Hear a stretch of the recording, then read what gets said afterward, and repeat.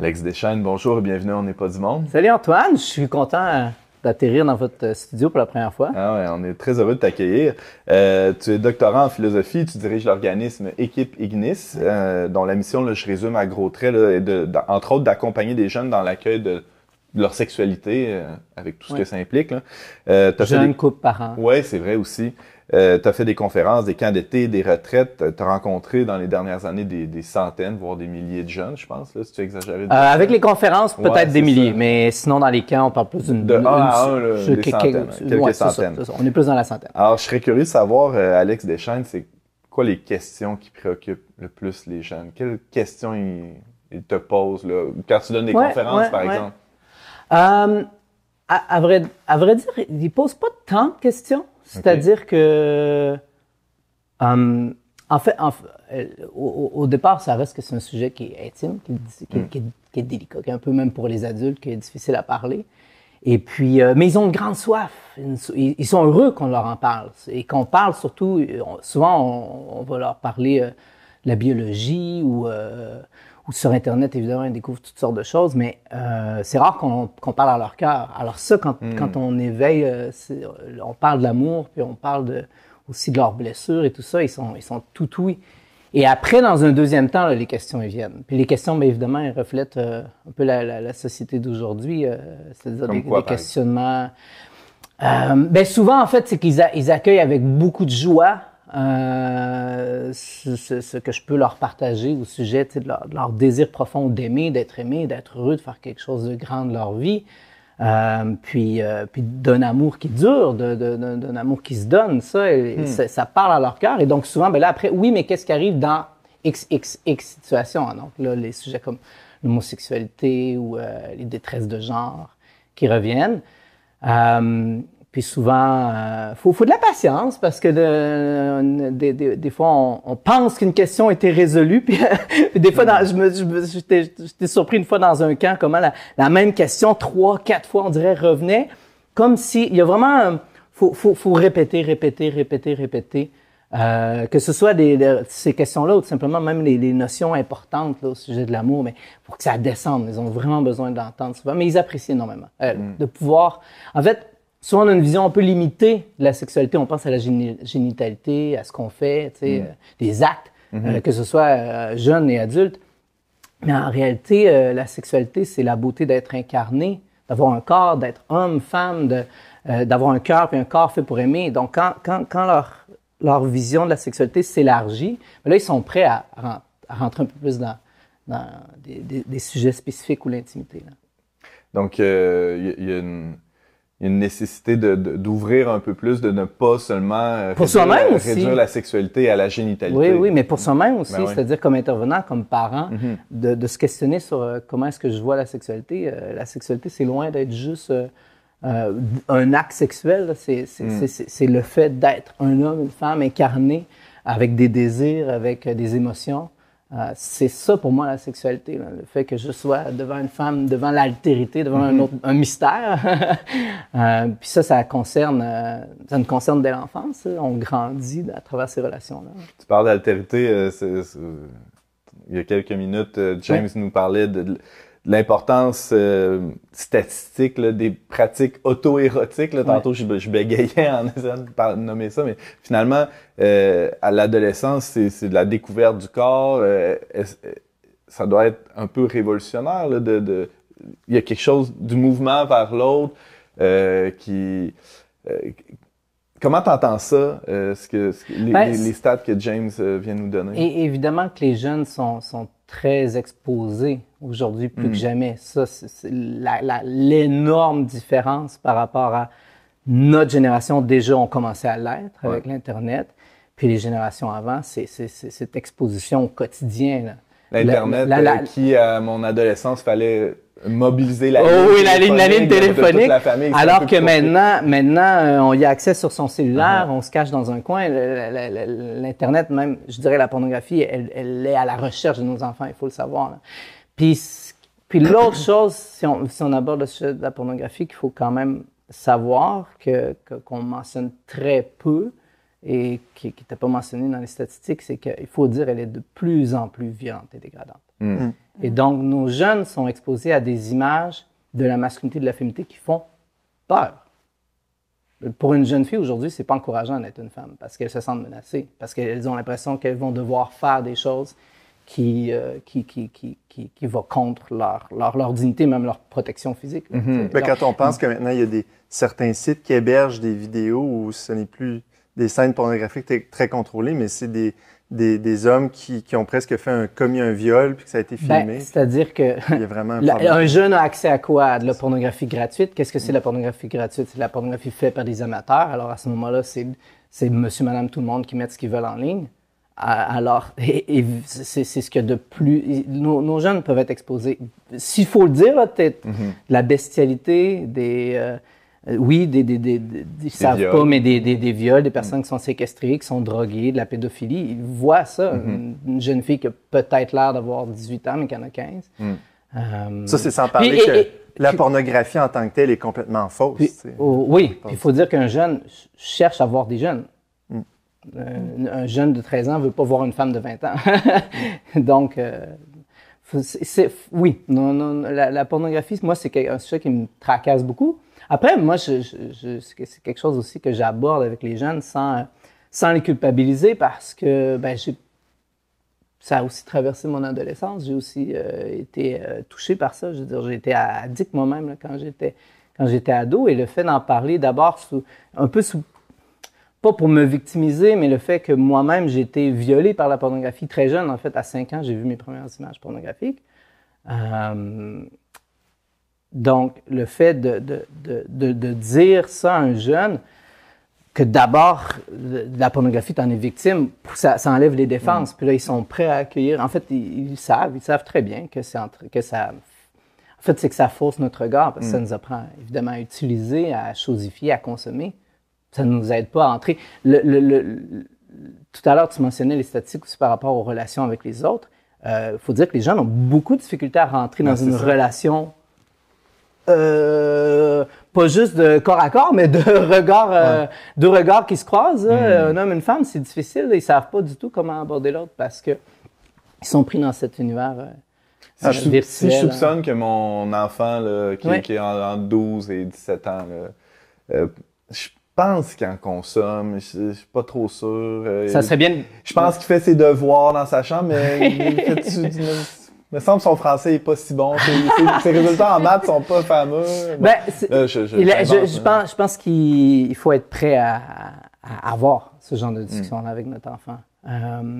Si possible, aller chercher les faits, c'est-à-dire des traces là, sur Internet ou sur le téléphone, comme quoi, oui, il y a des sites qui ont été visités. Puis, bon. Et puis, tu sais, comme parent, si je suis pas prêt à contrôler les écrans puis à avoir ce genre de discussion avec mon enfant, mais je suis pas prêt à lui laisser. Déjà, pour nous, comme adultes, c'est difficile d'avoir toujours un écran. Imaginez un jeune, un enfant, un ado. Donc, il faut que je sois prêt à assumer ce rôle-là.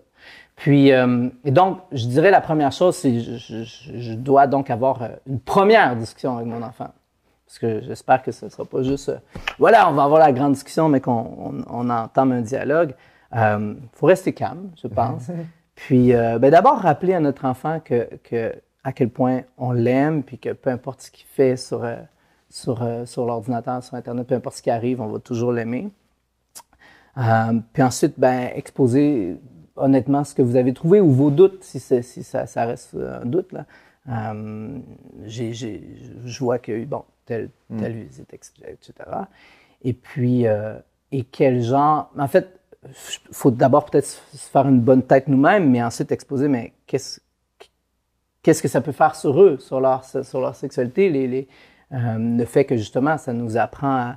En fait, ça tue en quelque part notre capacité d'aimer parce que ça transforme nos désirs qui sont faits pour nous porter vers quelqu'un. De se donner alors là, on prend, voilà, comme ça. Et donc, l'effet que ça a sur nous, sur nos relations et sur les personnes qui sont dans l'industrie. Et vraiment vous présenter comme... L'idée, c'est vraiment de créer cette relation de confiance-là et de rappeler encore, en terminant la discussion, que je suis là pour t'aider puis je vais toujours t'aimer, quoi qu'arrive sur Internet.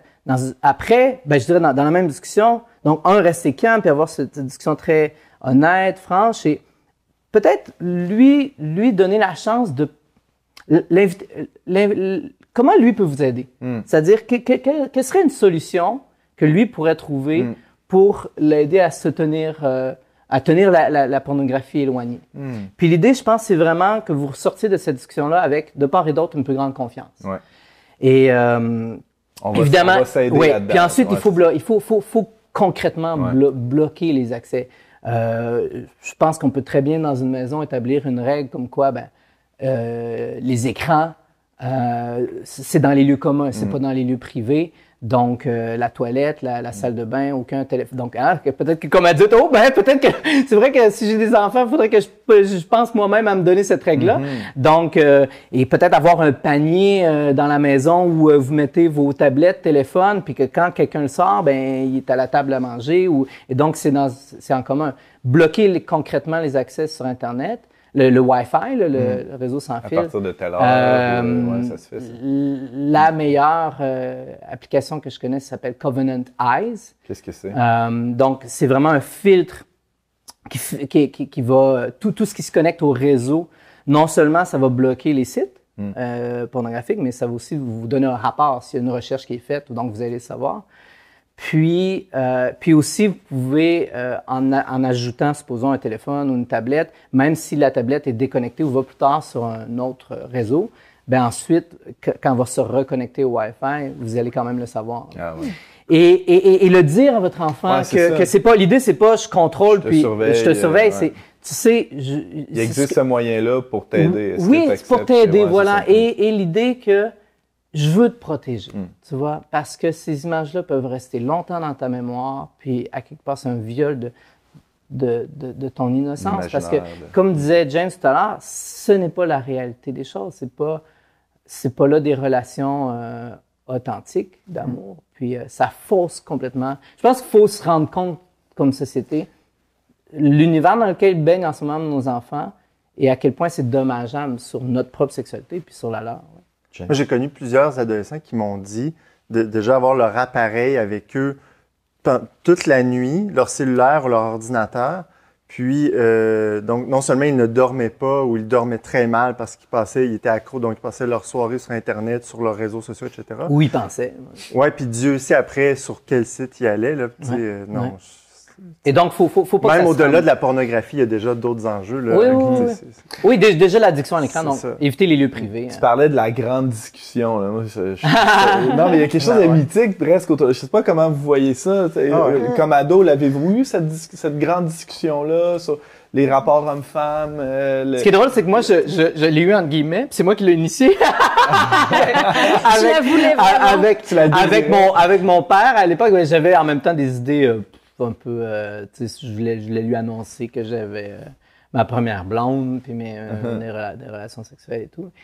Et c'est-tu nécessaire? C'est un passage obligé? Alors, j'espère que, en fait, je peux comprendre la peur d'avoir des discussions avec notre enfant et comment est-ce qu'on aborde le sujet, mais je pense qu'il ne faut pas en arriver à ce point-là. C'est-à-dire que, comme je disais tout à l'heure, la sexualité, c'est tellement plus vaste d'abord que juste les actes sexuels, la génitalité. C'est le fait d'avoir un corps d'abord pour, je veux dire, jouir de la vie, manger, courir, communiquer, exactement. Donc, et que ce soit par l'angle du corps, de la beauté de la vie dans le sein de la mère, d'un nouvel enfant qui naît, la beauté de l'amour, tout ça. Dès l'enfance, je dois en fait créer ce dialogue-là avec mon enfant et le préparer. Aujourd'hui, dans la culture dans laquelle on est, le préparer avant son entrée à l'école, le préparer avant qu'il soit exposé à des images pornographiques. Moi, j'ai déjà parlé de pornographie à mon garçon dès l'âge de 4-5 ans. C'est-à-dire, je peux parler, mais j'ai dit, il existe des bonnes et des mauvaises images. Puis qu'est-ce que c'est des bonnes images? Puis où est-ce qu'on en trouve? Puis des mauvaises images, c'est des images qui montrent des parties du corps qui devraient être cachées par un maillot de bain. Et puis, qu'est-ce que je fais si jamais je vois une image comme ça, tu sais? Puis, et d'avoir le réflexe pour que mon enfant, si jamais il voit quelque chose, même si c'est peut-être une belle sculpture artistique, puis en soi, c'est pas pornographique, mais si mon enfant voit quelque chose et qu'il y a un trouble, au lieu de se cacher, il va venir vers moi. Et donc, je pense qu'il faut pas avoir peur. Souvent, comme parents, on pense qu'on n'est pas expert ou on se sent démuni. Ouais, mais on n'a pas peur aussi d'être un peu obscurantiste ou d'être censeur. C'est-à-dire, ben là, si je surprotège mon enfant, il voit jamais un pénis ou une paire de seins. S'il voit ça rendu adulte, vous voyez un peu là où je veux aller? C'est-à-dire que... Ou aussi par rapport à d'autres parents. Moi, chez moi, j'ai une image de la Vierge Marie qui allait l'enfant Jésus. Et donc, je pense qu'il y a un moyen que notre enfant puisse, d'abord simplement à la maison, là, parents, enfants, sans qu'on cherche volontairement à s'exposer, reste qu'il va voir sa sœur, son frère, il va voir maman, papa des fois, puis pas avoir honte du corps en soi.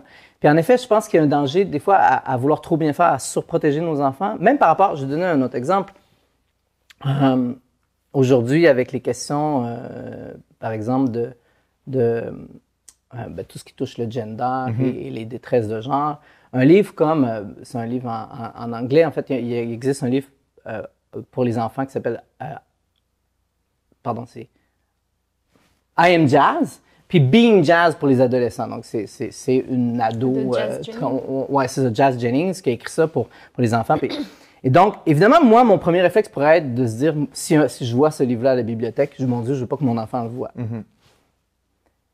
Or, dans un deuxième temps, au contraire, pourquoi pas m'arrêter, prendre le temps de lire le livre avec mon enfant, puis le livre d'abord qui raconte que Jazz a toujours su qu'il était une fille parce qu'il aimait les chandails roses, puis tout ça. Moi, j'ai une chemise rose aujourd'hui. Ben ouais, alors, et donc, qu'est-ce que t'en penses, toi? Est-ce que parce que j'aime le rose, ou ça veut dire que il faut, je pense, déconstruire la déconstruction. Mais c'est-à-dire, il faut accepter faut pas en effet mettre nos enfants sous des cloches de verre, vouloir les immuniser absolument de la culture. Et quand la culture, parce que d'une manière ou d'une autre, ils vont être absorbés, ils vont être touchés. C'est un peu mon point tout à l'heure avec la pornographie. Si je prépare pas déjà mon enfant au moment où un jour il va tomber sur une revue ou une image parce qu'un enfant à l'école il va lui avoir montré un cellulaire, si je l'ai pas préparé à ça, je le saurai pas quand ça va arriver. Mais dans ce que tu disais avant, il y a toute une éducation, c'est à la puberté au fond, qui doit être présente dès le jeune âge, puis qui déjà enseigne à avoir une relation qui est saine au corps, puis au corps des autres. Oui, certainement l'accueil, la transformation du corps. On sait, les jeunes filles, ça peut arriver même très tôt, là, des fois, là, dépendamment. Là. Et puis...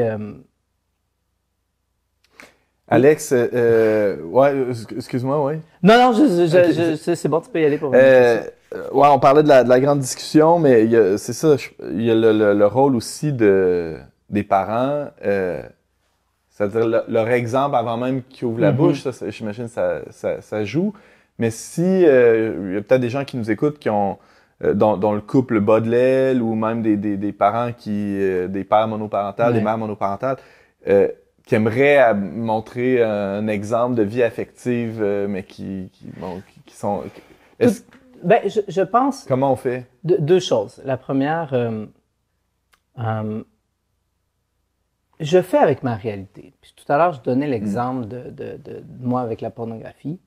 Le fait que j'ai eu cette expérience négative, on s'entend dans ma vie, ce serait beaucoup mieux si j'avais pas eu d'avoir dû faire tout ce travail de guérison sur moi-même et tout, mais il reste qu'aujourd'hui, je peux en parler. Et je pense que la même chose, quelqu'un pour qui son mariage n'est pas allé comme il le souhaiterait, puis que finalement, ça le finit en séparation ou en divorce et tout, reste que mon histoire peut parler aussi. Qu'est-ce qui fait que c'est arrivé aussi? Qu'est-ce que je peux retenir de mon histoire? Qu'est-ce qui, dans mon histoire, peut aussi être un témoignage pour mon enfant, peut l'aider à découvrir le vrai sens de l'amour et du mariage. Donc, et l'autre chose reste que je pense que dans la vie de tout enfant, il y a ce besoin, quoi qu'on en dise aujourd'hui, de modèles de masculinité, de modèles de féminité. Quand je parle pas de stéréotypes de masculinité, non, mais c'est quoi simplement. La différence entre les deux?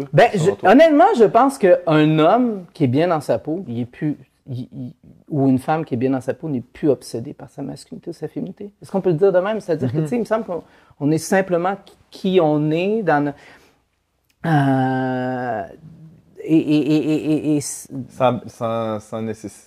Sans que j'ai besoin de prouver ou de l'expliciter, de performer mon sexe, mon genre, mon identité, voilà. Je suis bien dans ce que je suis. Et puis, est-ce que c'est un modèle de quelqu'un qui est généreux, qui est respectueux, qui se donne, voilà, tout ça, et qui fait que oui, moi, quand, par exemple, je sais pas, une femme qui élève seule ses enfants, qui se dit, ben, j'aimerais que mon garçon puisse, ou ma fille, puisse avoir ce genre de modèle. Mettons, mon garçon puisse avoir ce modèle-là de masculinité, de paternité, s'il était comme lui plus tard. Je trouve que ce serait un bon exemple. Voilà, tu sais, est-ce le genre d'adulte, d'époux, de père que je voudrais que mon enfant soit? S'entourer de famille autour de nous. Ouais. D'amis. Alex Deschênes, doctorant en philosophie, directeur de l'équipe Ignis et conférencier sur la théologie du corps. Merci d'avoir accepté notre invitation. Tu restes avec nous pour poursuivre la discussion. Merci, c'est le fun. Si vous m'accueillez encore. Ah ouais, bien sûr. Merci d'avoir partagé ton expertise avec nous.